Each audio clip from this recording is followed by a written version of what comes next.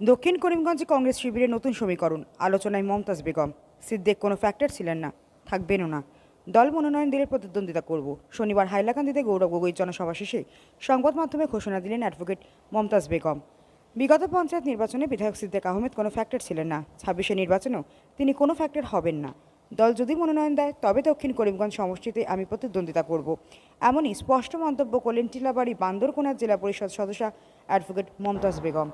শনিবার হাইলাকান্দিতে প্রদেশ কংগ্রেসের সভাপতি তথা সাংসদ গৌরব গগৈর এক জনসভা শেষে সাংবাদিকদের মুখোমুখি হয়ে অ্যাডভোকেট মমতাজ বেগম এই মন্তব্য করেন।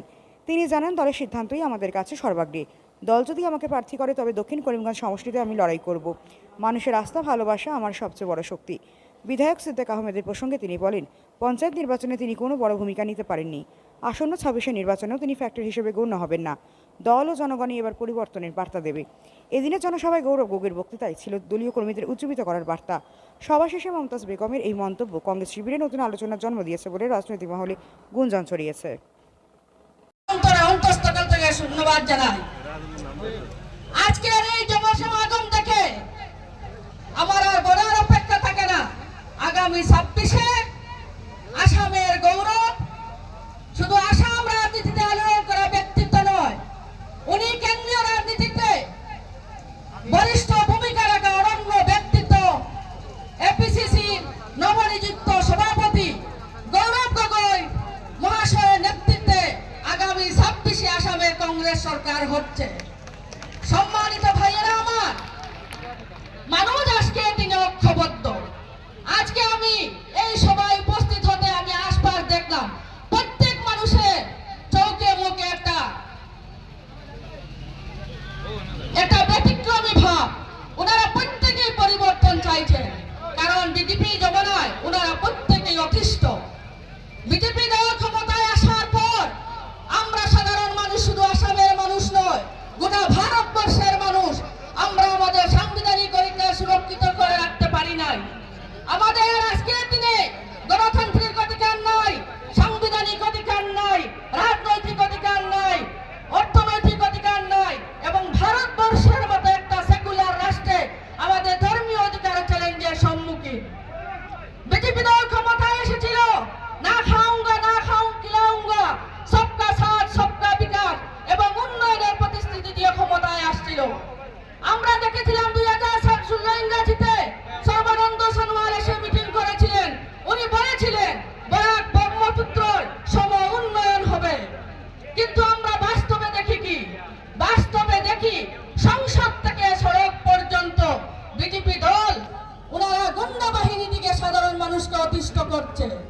সংসদে দেখি আমরা বিগত দিনগুলোতে আমরা দেখেছি, যখন কংগ্রেস ক্ষমতায় ছিল তখন আমরা দেখেছি মানুষের মৌলিক অধিকার রক্ষার জন্য, খাদ্য বস্ত্র বাসস্থানের সুনিশ্চিতকরণের জন্য বিভিন্ন আইন প্রণয়ন করেছিল। কিন্তু আজকের দিনে অত্যন্ত দুঃখের সাথে বলতে হয়, সংসদকে ওনারা ব্যক্তি স্বার্থে ব্যবহার করছেন। প্রত্যেকটা আইন ব্যক্তিকে টার্গেট করে ওনারা পাশ করেন। আমি বুঝি না একজন আইনের ছাত্র হিসেবে ওনারা কি কারণে আইন পাশ করেন। মহিলাদের জন্য আইন যদি পাশ করেন, মহিলারা সেই আইন গ্রহণ করে না। কৃষিজীবী মানুষের জন্য যদি আইন পারান, কৃষকরা গ্রহণ করে না। তাহলে ওনারা কার সাথে এই আইনগুলো পাশ করেন? সম্মানিত ভাইয়েরা আমার, আমাকে বক্তব্য সংক্ষিপ্ত করার জন্য বলা হচ্ছে, তাই আমি আমার বক্তব্য বিশেষ লম্বা করব না। আমি শুধু আপনাদেরকে বলবো, আজকের দিনে বিজেপি দল শুধু উন্নয়নের কথা দেয়, কিন্তু বাস্তবে উন্নয়ন বলতে আমরা কি বুঝি? আসামের মুখ্যমন্ত্রী হিমন্ত বিশ্ব শর্মা উনি বলেন আসামকে অন্যতম ৫টি রাজ্যের মধ্যে একটি রাজ্য হিসাবে উনি দিন রাত কাজ করে যাচ্ছেন। কিন্তু বাস্তবে আমরা কি দেখি? যদি মহিলাদের উন্নয়ন না হয়, যদি মহিলাদের আর্থসামাজিক উন্নয়ন না হয়, তাহলে উন্নয়নটা কিসে?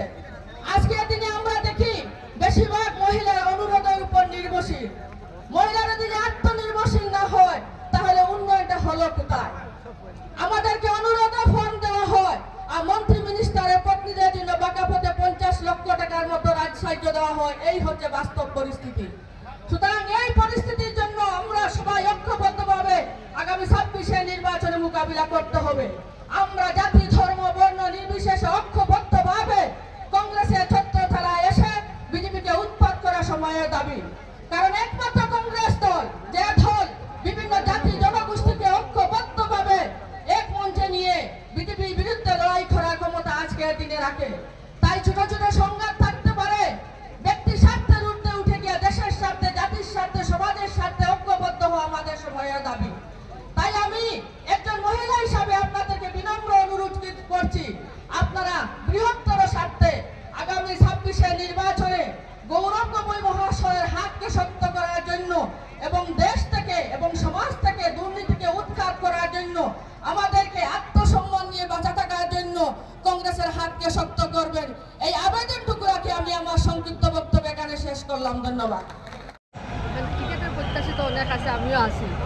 টিকেট দেওয়াটা দলের হাইকমান্ডারের উপর নির্ভর করবে আর জনসাধারণের সমর্থনের উপর নির্ভর করবে। তো আমি আমার কাজ চালাইয়া দেয়া মানুষের একটা ডিমান্ড আছে, আমার ইচ্ছা আছে সত্য কথা। মানুষের দাবিরে সম্মান জানাইতে গিয়ে আমি জনসংযোগ অব্যাহত রাখিয়া বিভিন্ন কোনায় কোনায় যাইয়া মানুষে আমার সাপোর্ট করে।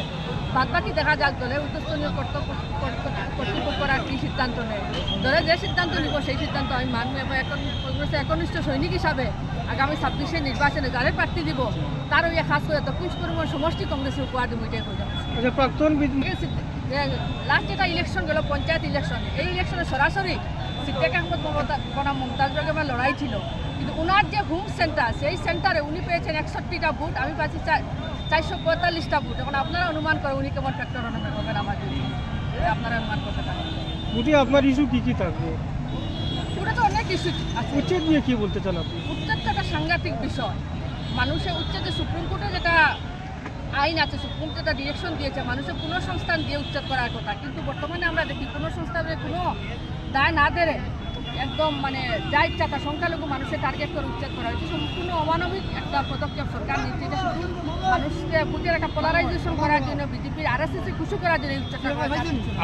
আপনার দলে কি পদক্ষেপ নিয়েছে এই ব্যাপারে? দেখেন দলের হাইকমান্ডার আছে, আমি তো দলের একনিষ্ঠ একজন কর্মী। দলের কি পলিসি সেটা দলের ঊর্ধ্বতন কর্তৃপক্ষ